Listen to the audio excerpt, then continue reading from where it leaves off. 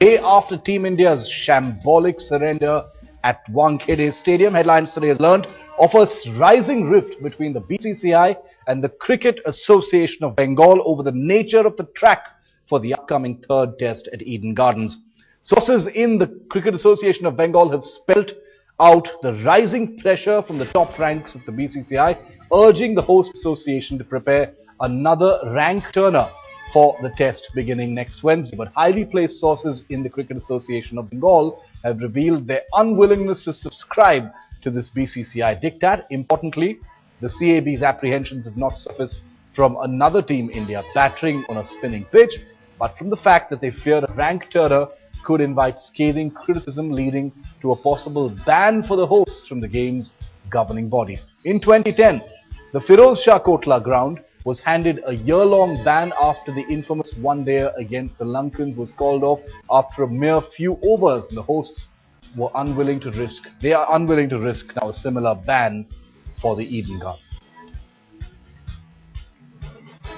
Let's get a word in from Headlines Today's sports editor Gaurav Gala for more on this. Gaurav, legitimate concerns by the CAB here?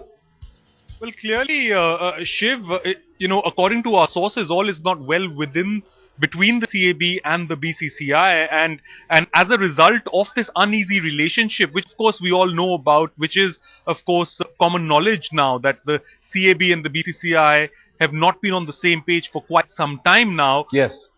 The concern is that the pitch that Mahendra Singh Dhoni is asking for, and he set his stall out very early on in this series, where he said, look, I want rank turners, I want turning tracks, and that's something that the CAB is very apprehensive about. They don't want a designer track, they don't want a tailor-made track. They are saying that we want to provide a good test match wicket, a good test match pitch, because they are very, very concerned about the fact that the ICC looks at pitches all over the world very closely when it comes to test cricket, and especially when you've got two top teams like England and India involved. It's such a high profile series, and the CAB of course are saying, according to our sources, that look what happened to the DDCA, to the Firoz Shah Kotla a couple of years ago. They prepared underprepared pitch, if I can call it that. It was a pitch that was not adhered to as far as the sporting ethics and the rules and regulations of cricket are concerned, and as a result, the Firoz Shah Kotla just before the World Cup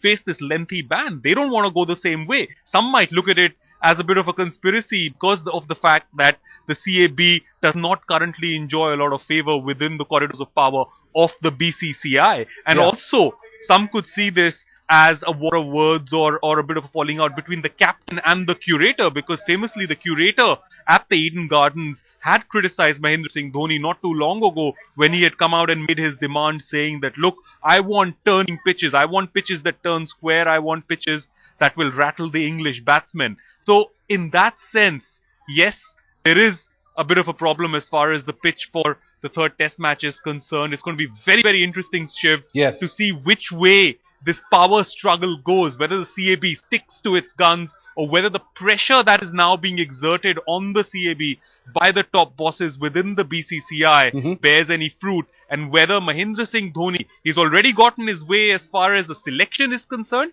whether he'll get his way on the pitch, that's another matter. Well, that's another matter altogether. I want to bring in Nikhil Chopra on this. Former Indian cricketer Nikhil Chopra is with me. Nikhil, the fact that this is a war of words, there are divergent views on this issue is pretty well known between the BCCI and the CAB. But what's the threshold here? How long can this go on for? Well, how long is shares a big question mark.